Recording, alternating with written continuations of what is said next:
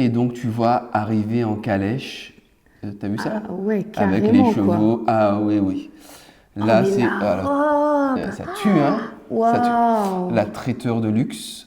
Alors, tu vois les petits canapés et tout. Écoute, c'est hallucinant. Attends, c'est une statue de glace là derrière?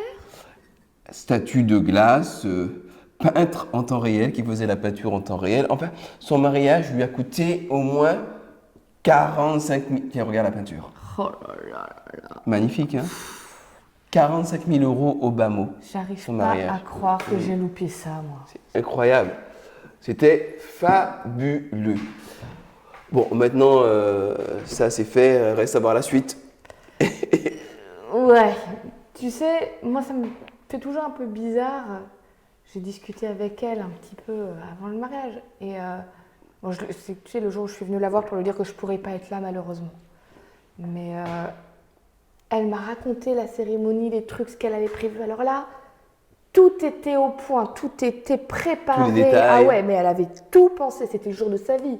Elle m'a dit, hein, c'est le jour de ma vie, j'y pense depuis que je suis petite fille, je veux que tout soit parfait. Dans la même conversation, un peu plus tard, je discutais avec elle de, tu sais, son projet d'augmenter ses heures au niveau du travail, puisqu'elle Ben ouais. elle a ce nouveau projet là Ouais, qui ben, arrive, où ils veulent la mettre en charge. elle a une promotion, hein? Ben, c'est en discussion. Ouais. Et je lui ai demandé ce que son futur il en pense, parce que si elle dit oui, elle va quand même être très très peu dispo dans les premiers mois. Elle n'en a pas parlé. C'est-à-dire, elle a tout préparé la cérémonie, mais dans les mois d'après, elle a pas parlé à son homme de son projet de vie. Oui, ben, je comprends un petit peu, quand tu me dis ça, je comprends un petit peu mieux Stéphane. Stéphane me dit, moi, je me marierai jamais. Ah, carrément. Ah ben, lui, il veut pas se marier, ça coûte du pognon, ça sert à rien. Et puis, de toute manière, les gens finissent tous par divorcer, alors à quoi bon se casser la tête? C'est vrai? Est-ce qu'aujourd'hui, c'est encore pertinent de se marier?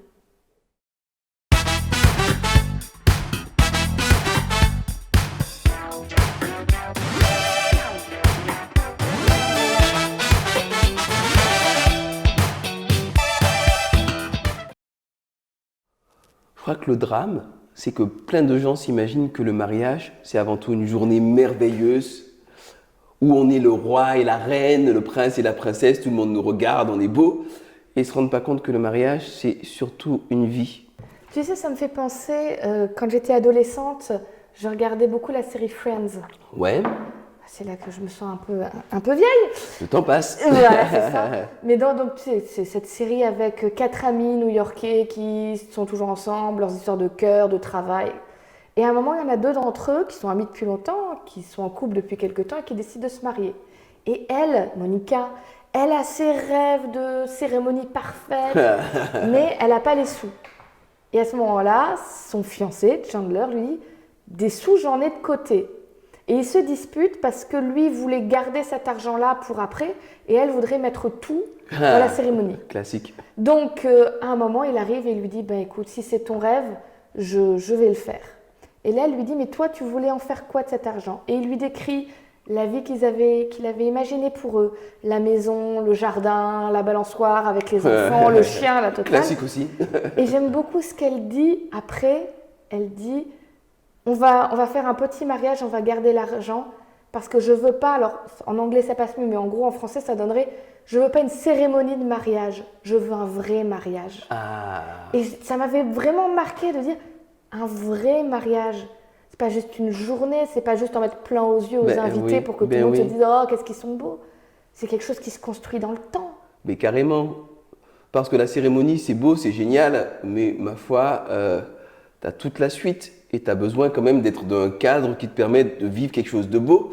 Je vois, si tu as un coup de colère, par exemple, tu n'es pas marié, tu éjectes ton mari ou tu éjectes ta femme aussi sec. Tu es marié, ben, rien que le temps de trouver un avocat, de lancer les procédures, d'avoir une réponse, de passer devant un juge pour les non-conciliations ou je ne sais quoi, tu as le temps de réfléchir un petit peu, la colère a le temps de retomber et peut-être de trouver des solutions qui tiennent la route. Donc ça protège quoi d'une certaine manière le mariage. Et puis l'air de rien, le mariage civil, ce que l'État met dans le mariage, c'est une protection aussi pour les époux, pour les enfants. C'est comme arrivé un certain nombre de fois que des couples pas mariés avec enfants, quand il y a quelque chose qui arrive à l'un des deux, l'autre est moins protégé parce qu'il n'y a pas eu de contrat de mariage qui garantit cette protection des enfants, qui sont du coup automatiquement reconnus par les deux et que les deux sont responsables d'eux. Et l'air de rien, quand tu as l'officier d'état civil qui te dit à quoi tu as droit, mais aussi quels sont tes devoirs, que tu as un devoir d'assistance, de fidélité, un devoir d'épauler ton conjoint dans les bons comme dans les mauvais moments, c'est bien de se le faire rappeler également et puis de dire, bon, je m'engage dans quelque chose et il n'y a pas que l'officier d'état civil, moi aussi, quelque part, je m'engage et je donne ma parole. Trop de fois, il y a des gens qui se marient pour le titre d'homme marié ou de femme mariée, le statut, tu sais, ça y est, j'ai réussi ma vie, je suis mariée. Ou alors, une espèce de fantasme de qu'est-ce que c'est le mariage, comme si ça allait combler tous les vides de la vie. C'est ça. Non, enfin, dans ces cas-là, ça ne se passe pas très bien en général. Hein. Ah bah oui, c'est des gens qui épousent le mariage plutôt que la personne qui est en face. Alors quand tu me dis qu'ils ont mis 45 000 € dans leur mariage, mais qu'en même temps, ils n'étaient pas au courant des projets professionnels de l'un et de l'autre, je me dis, voilà, des gens qui sont vachement plus intéressés par se marier que de faire leur vie avec quelqu'un en réalité. Le mariage, c'est encore pertinent aujourd'hui, c'est encore important aujourd'hui, quand c'est vécu de la bonne façon et pour les bonnes raisons au final. Mais justement, il y a un texte biblique que je trouve super joli et super romantique.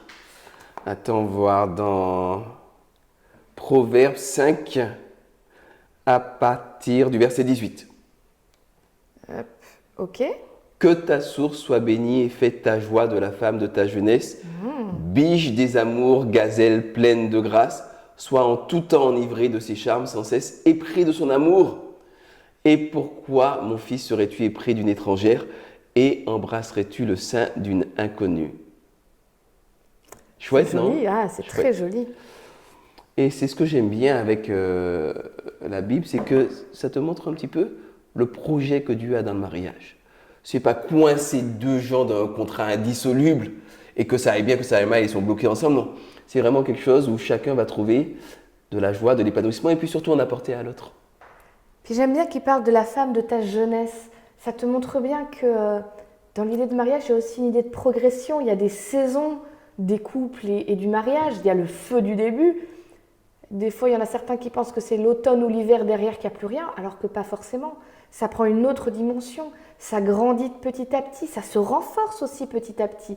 Ça se travaille tout au long de sa vie. Et c'est ça qui est beau dans le mariage. Ce que je trouve génial, c'est d'écouter, je ne sais pas si tu as déjà rencontré des papis et des mamies qui ont 40, 50, 60, 70 ans de mariage et qui disent on s'aime encore plus et c'est encore mieux, on est passé par des hauts, par des bas. On a eu des crises, on a monté le ton, ça a été chaud, on n'a pas eu se séparer, mais au final, on est vraiment très heureux d'avoir vécu toute cette aventure ensemble, mariés. Je te dis, Guy et Annick, un couple, je pense que ça fait bien 40 ans qu'ils sont ensemble. Waouh.